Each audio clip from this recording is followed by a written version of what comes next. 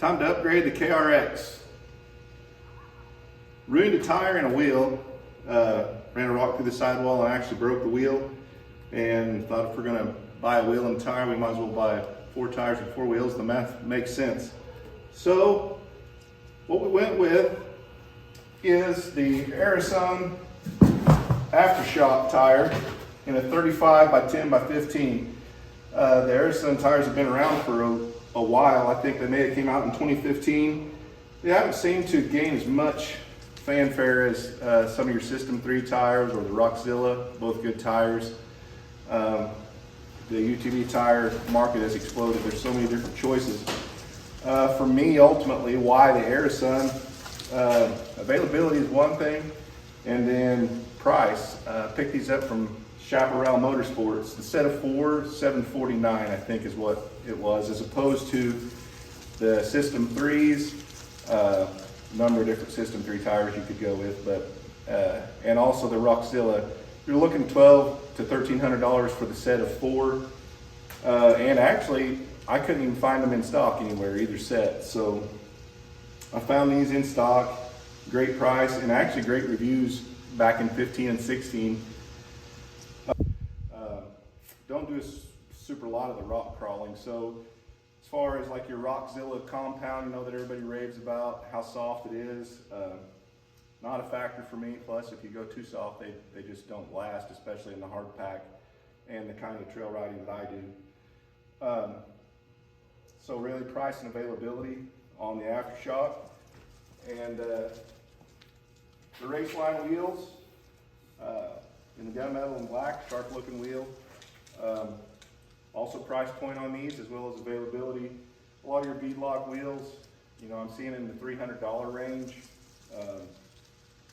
These are $225 a piece, and what I actually did was sold the other 3 wheel and tires off of my buggy.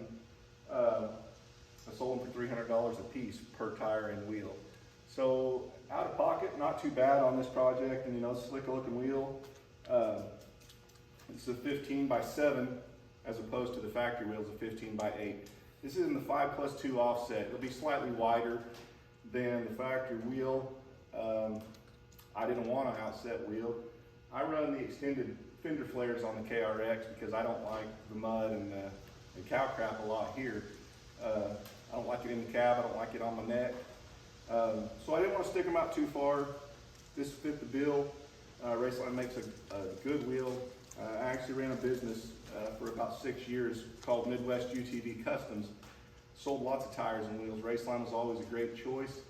You know, there's a lot of brands you could go with, but in today's crazy time, you know, this is, what is this, March 2022, there's just no availability. Shipping nightmares and back orders galore. So what I found here, I think is going to be great. I hope it looks great, and get them mounted up, do a quick, you know, ride test, see how much power loss there was with the 35-inch tire as opposed to the 31-inch factory tire. You know, there'll be some, but let's see, hopefully it's worth it in ride quality. So let's get started. As I mentioned earlier, this is the wheel that was broken, and before I decided to buy new wheels and tires, I actually went ahead and got this one welded up. I don't have a problem with that. This is not where the strength of any wheel is. Now, it's not going on a car. You know, I don't know that I would recommend that for something that you're driving on the highway, but for something like this, you know, your strength is all in the face of this wheel. And if this fails, your tire's gonna go flat. It's not like it's gonna blow up like a bomb or anything like that. So, but right after I sent it to have it welded up is when I decided to go ahead and sell my factory ones. I put them on Facebook and they were gone in a matter of a couple of days. So I'll probably hang on to this one just for a spare. Be no reason not to. But this was basically the main reason why this whole project started. So just thought I'd give you a look at that. One thing that I could point out, I talked just briefly about the weight. You know, you're going to a bigger tire. It's going to weigh a little bit more, and it's going to change your gear ratio. So there's going to be some power consumption. You know, it's going to a bigger tire. That's a given.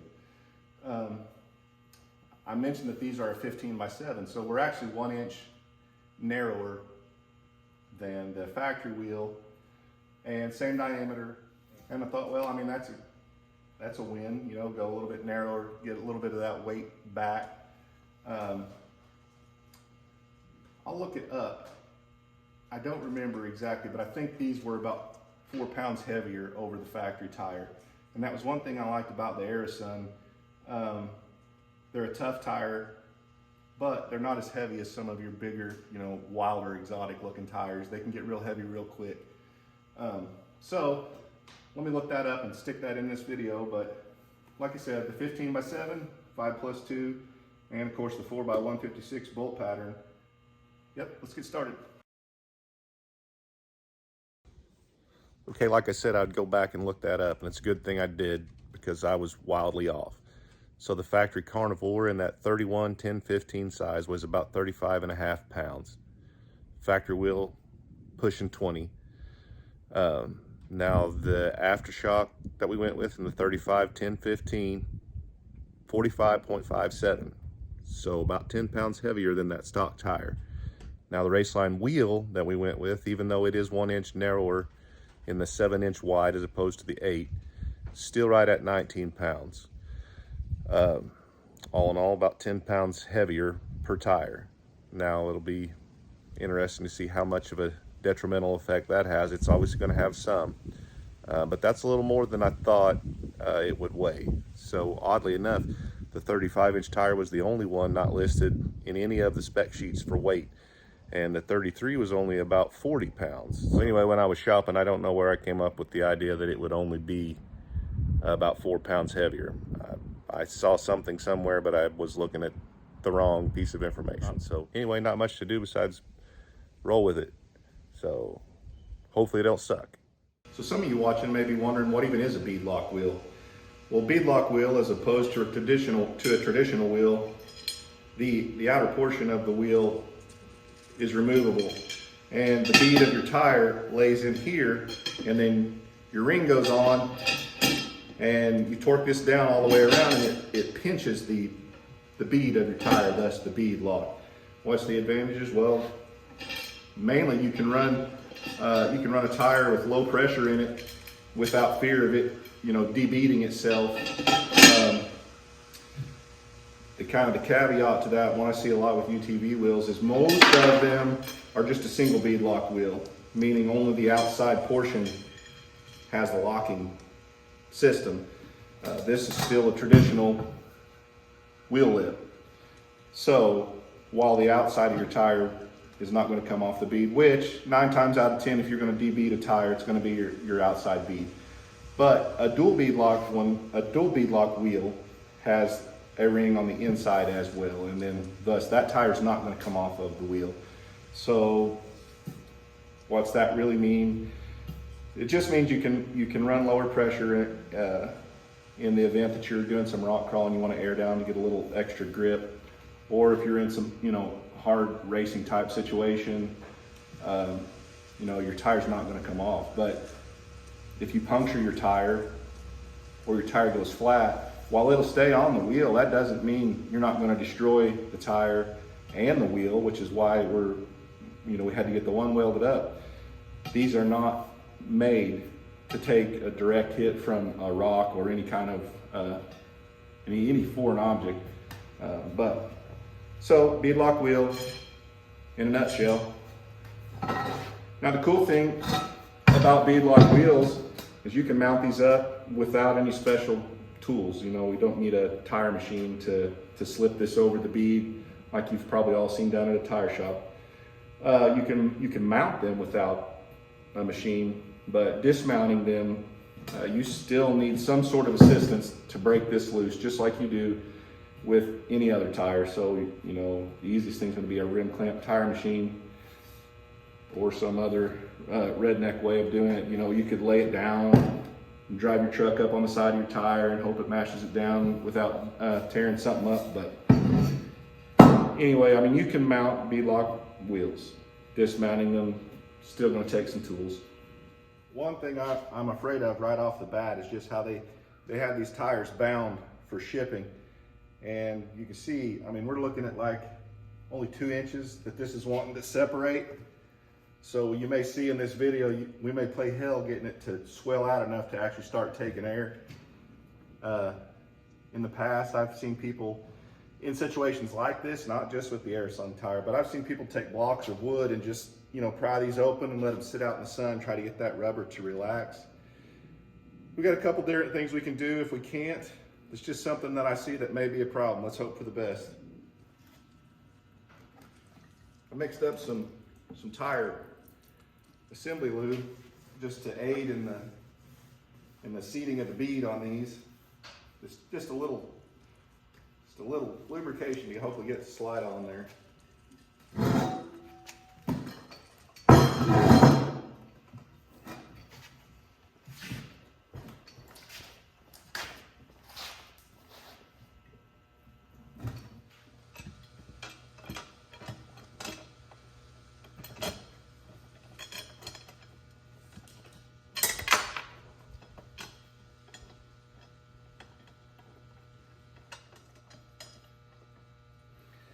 One thing you want to resist the urge doing with these is grabbing your trusty impact and just zipping them down. We don't do that. At least first, you need to make sure that each one is started, or you're going to cross thread one, you're going to mess up your new wheel. The second thing is, these need to be torqued down. I need to look at the sheets real quick, but on all the bead locks I've ever done, it's about 15 foot-pounds. And you can take them off with your impact. That's fine. And the other thing you need to remember with your bead locks is retorquing those every so often. What will happen is they may work a little bit loose, or you may begin kind of driving mud in between that ring and your wheel or your tire, and you start having tire go low and you can't find where it's losing air. Well, your bead lock ring will actually lose air when they start getting loose.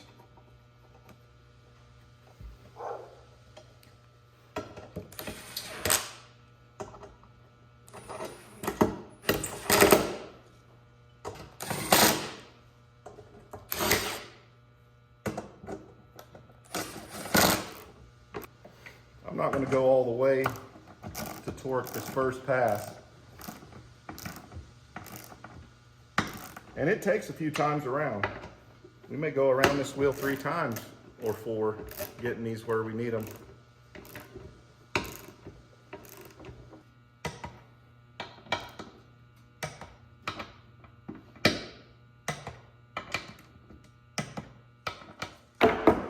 Whew, okay. I don't know how many times we were around that 20,000. One thing I liked about the Aftershock tire as well, they've got the thick bead guard on the tire. It's not gonna spare your pretty new wheels, but you know, it gives a little bit of protection to the lip of that wheel. And a lot of these tires have that, but just thought I'd point that out on these. They do have it. For lack of anything better, I'm gonna use this lawnmower tire. I'm gonna put it under there and let it hold that tire up. And I don't know that I'll be able to show you that, but what it does is let this backside fall down against that wheel and hopefully give it a good head start on taking the bead.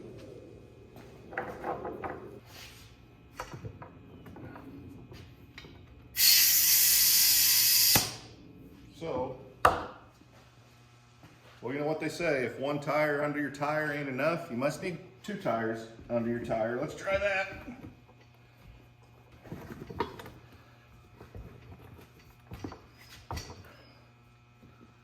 That feels better.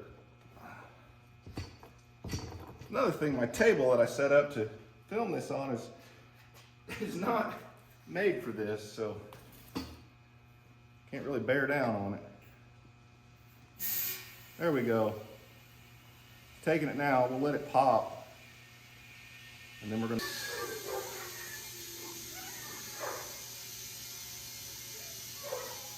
Man, what a difference. Look at the size of that new tires compared to that old one. This is gonna look awesome. Before I go very much further, I'm just gonna go ahead and check that they do fit. Just make sure that it does fit. Okay, time to tell on myself, which is actually why I make these videos for people like you that aren't perfect. And I knew better, but these wheels, and I don't know if you can see, but they actually use what's called a conical nut. And it rests down in that bevel and centers the wheel on the stud. These are not a conical nut, they're flat. So there's no centering mechanism built into this nut. You can bolt it on there and it'll roll. It might let that wheel slop around and I mean, it'd possibly damage it a little bit. I definitely would not ride it long term that way. I had a couple packages of nuts in the back room. They're for a Polaris razor and the thread pitch is wrong. So out of luck today, but we'll finish mounting them up. I'll order some and then when we can, we'll take it for a spin. So just to add to that, side by side here, this is the factory wheel. There's no bevel. It's just flat face. And your flat nut works with that. This is sized perfectly for the Kawasaki stud and it's not going to slop around. These, you see that conical bevel down in there? And I put it on the wheel just to double check, or on the hub just to double check, and it's sloppy. So if we were to run that with those flat lug nuts, it just definitely wouldn't do us any good. Might mess something up. Today we'll pick up where we left off last week, Sunday I think it was, but it's been a work week since I got started on mounting my tires and wheels. I've got the tires mounted and they're sitting on the buggy with the stock lug nuts, but as we determined, that's not the lug nuts we needed. So I did order in some new lug nuts. They're here, ready to put them on and test this thing and see what we think. So let's head down to the shop, get started. Really pretty day today. Springtime's here in the Ozarks. Back in the old shop. Still a mess, just like I left it. Bunch of crap on the table right where I left it.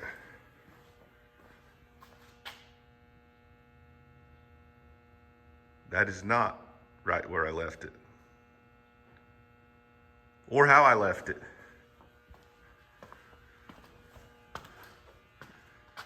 Absolutely covered in mud. It's apparently been ridden. I don't even know if those lug nuts were tied. It was just sitting on them. Oh man. I have a pretty good idea who's responsible. He's at school right now. Well, one thing we can see right off the bat, and we talked about this, the 5+2 offset as opposed to the factory offset. And like I said, I'm running the OEM extended fender flares on this thing because I do not like mud in the cab. The 5.2 offset is apparently going to extend that tire back out to where this is going to be the new normal. A little bit in there, a little bit of mud in there. Yuck. Well, it looks like he had a good time.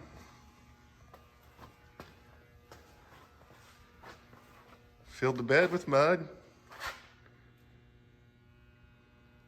I mean, I've taught him well.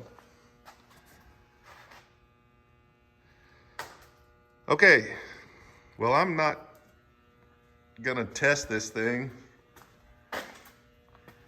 in this condition. I say test. I don't even want to ride it. Not that there's not a time and place for a little bit of mud. I just don't prefer it today for sure. So let's get this thing out. I'm gonna clean it up, put the right lug nuts on it. Should be ready for a ride later this afternoon.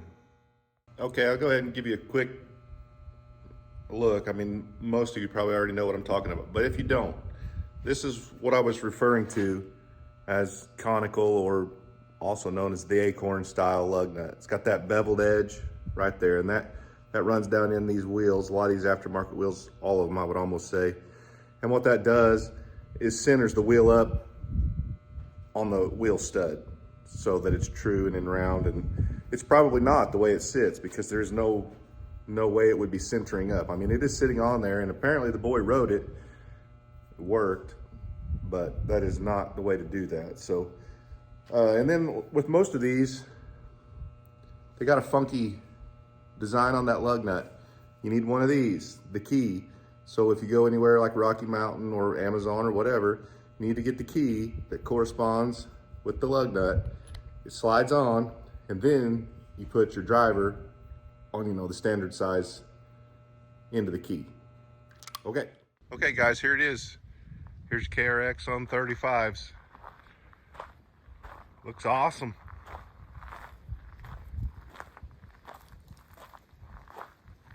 Here's looking down the side with your 5.2 offset, 10 wide tires.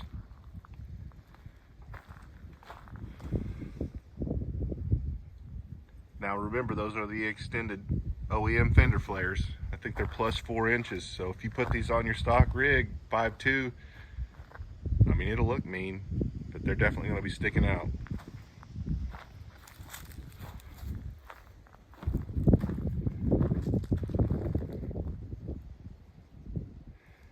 I knew that somebody would ask, so are they really 35? Let's check. Now obviously it's going to be tell you if it's exact, because I don't have a square and so on and so forth. What I see as it sits, straight up and down height wise, and this is at 12 pounds of pressure. I'm gonna lean in your way so that I can get the best that I can see. I see 33 1/4. Now, let me preface that with this. You can figure the diameter of the tire. It needs to be no weight on the tire, which we have machine weight on it, and it needs to be measured the circumference around and divided by 3.14, which is pi. Not to geek out on you, but that is how you measure diameter. Diameter is never going to be straight up and down with your tire on your rig. You'll find arguments about that all over, but you know, this is a 35-inch tire.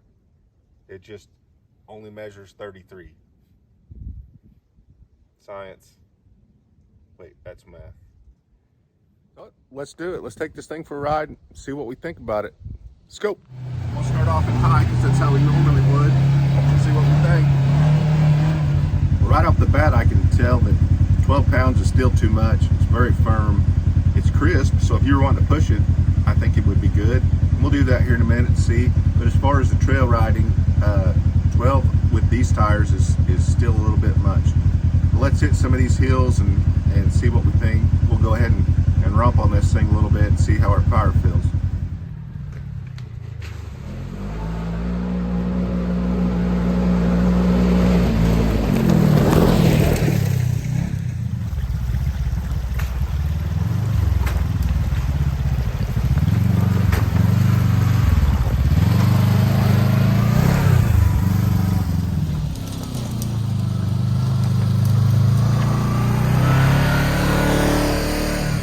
Well, there it is.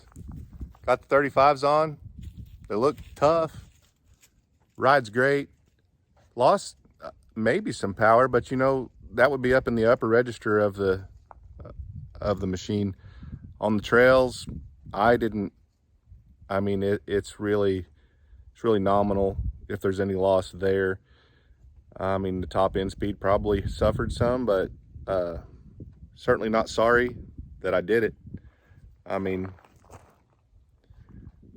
I just noticed that it handled the bigger obstacles and the rocks and stuff better. And even when I air them down just a little bit more, it's going to be even better. So if you're on the fence about getting 35s, handled it great, didn't stress the clutch, and I never even used the low, which I do and I will. But for the purpose of the video, I just rode it in high and saw no detrimental effects to the 35s, only positives in my opinion and for my riding. So hope that helps. Thanks. Catch you later.